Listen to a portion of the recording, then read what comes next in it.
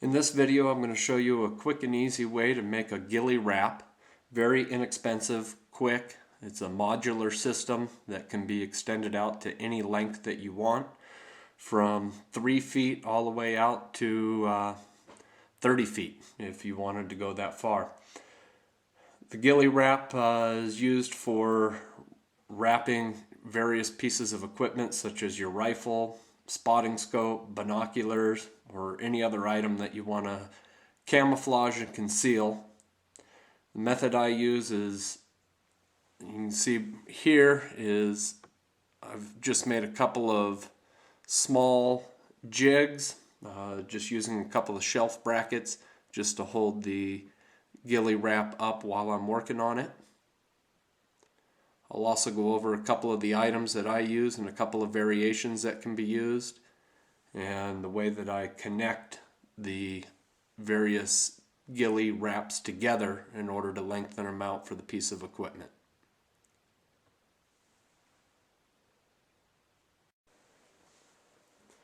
Okay, the items that I use, starting from left to right, you're going to need some jute string that is dyed the color that you want your ghillie wrap. In this particular case, we're going to be making a woodland camo.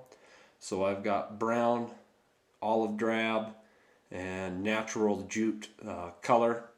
And then I also have some burlap sacks that have also been dyed and then stripped out into about a 1-inch wide strip. Again, the same various colors. The other item I have is some paracord 550 in olive drab. This particular ghillie wrap that we're going to be making, I will not be using the paracord, but it is another option to use. Some camouflage spray paint, again depending on what color you're making the ghillie wrap. The spray paint is simply used in this case to color the jute twine that I use to as the base of the ghillie wrap. This particular one, I will not be using the spray paint. I'll be using the jute thread in its natural color. A pair of scissors and a couple of clamps if you decide to use a jig like I'm using. Okay, let's get started. Okay, the first thing we're going to do is we're going to need the base for our ghillie wrap. I'm using some natural colored jute twine. This is, I believe it's a 5 or a 6 ply. So we need to pull a good length of this out. Again, this particular one is going to be 3 feet in length, so I want to pull about 4.5 feet out. Trim it off. Then the next thing I do is I come through and I knot the jute about every inch. Just a single overhand knot. Doesn't have to be perfectly an inch, but approximately an inch. We're going to go through and knot the entire 3-foot length all the way through with just simple overhand knots. As soon as I get that done, I'll string it up into my jig, and once I've got it strung up, we'll continue the video and show you how I string it. Okay, the jute is all knotted up, one about every inch. Got it on my fixture. Might be a little hard to see in the video, but you can see just got a 90-degree shelf rack that I wrapped it around and just used a simple little clamp to hold it in place. Same with on the other side, gives you a nice place to work from. I've got some of my 1-inch strips all cut up and prepared. Again, this is going to be an olive drab. So all we're simply going to do is start off by tying in a handful of our strips. Simple overhand knot. And I like to space these out. I don't use a lot of the full 1-inch strips. So I'll go ahead and continue and get this strung out with the various colors.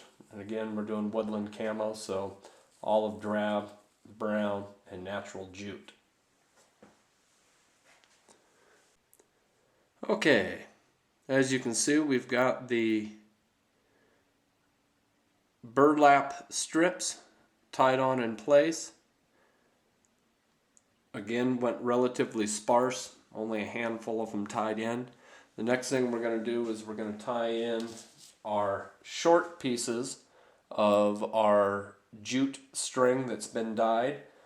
And the predominant color in this particular one is going to be the olive drab, because this is going to be a woodland camo.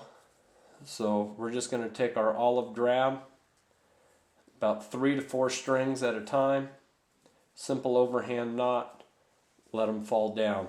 Now the reason for all of the knots that I put in is once this gets broken in and starts getting used, sometimes these knots can loosen up a little bit, which is fine, but they'll slide.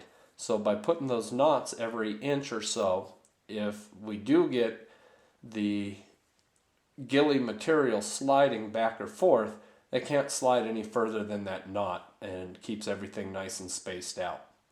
So I'll go ahead and tie in a fair amount of the olive drab in the short jute to give me a good base color.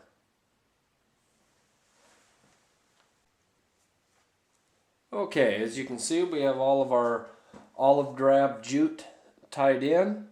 Now we're just going to fill in with the brown and the natural jute. And in this particular one, like I said, being that it is going to be woodland camo with the main emphasis on the olive drab and the green, we'll start filling in, and we'll fill in with the other colors relatively sparse. Once we finish that, we'll tie in the longer lengths and we'll be done. As you can see, we've got all the short jute tied in. So now all I'm going to do is just fill in with a couple of longer pieces. These are 24-inch pieces, folded in half, come out to about 12 inches. Just going to add a little bit more depth to it. And then when we're all done, we can come through with our scissors and trim anything up, or when you're out in the field, trim it up to your specific need. And then of course we need to break it in still and get rid of all of the nice square edges, get all of that broken in. So I'll go ahead and fill in with the longer pieces, then I'll show you how I make it modular using Velcro, so you can extend these out to any length that you want. Okay, we've got the ghillie wrap all finished up. This one, like I said, is about 3 foot in length. I'll now show you how I attach the Velcro to the ends to make it a modular system so that you can connect as many of these together as you want. Whatever you need to cover the particular item you're trying to cover. With the ghillie wrap out of the fixture, we'll take one end of it here. I'm just going to trim it down to about an inch, inch and a half. Then all we're going to do, I've got some double-sided Velcro. We'll just go ahead and shoe glue Velcro on like so. After the glue dries, we'll trim it down to about 1/2 inch. Then we'll flip the ghillie wrap over and do the same, but on the other side we'll use the opposite side of the Velcro so that we have 2 different ends, and then it doesn't matter which way you grab it. The other thing you can do is you can take and shoe glue the Velcro on 2 pieces, one with the female side, one with the male side. Shoe glue those on, that way it doesn't matter which side, you've always got Velcro to attach to when you're lengthening these out. Okay, as you can see, the Velcro's been placed on the ends of both of the ghillie wraps. So essentially, other than breaking in the ghillie wrap, we're done. And see, here's another finished one that I have. This has got the female Velcro or hook and loop. Find the male side of the other one, connect the two together, and essentially we've just doubled the length of our ghillie wrap. And with this modular system, it works out really well because you can tailor it to whichever piece of equipment you want to cover.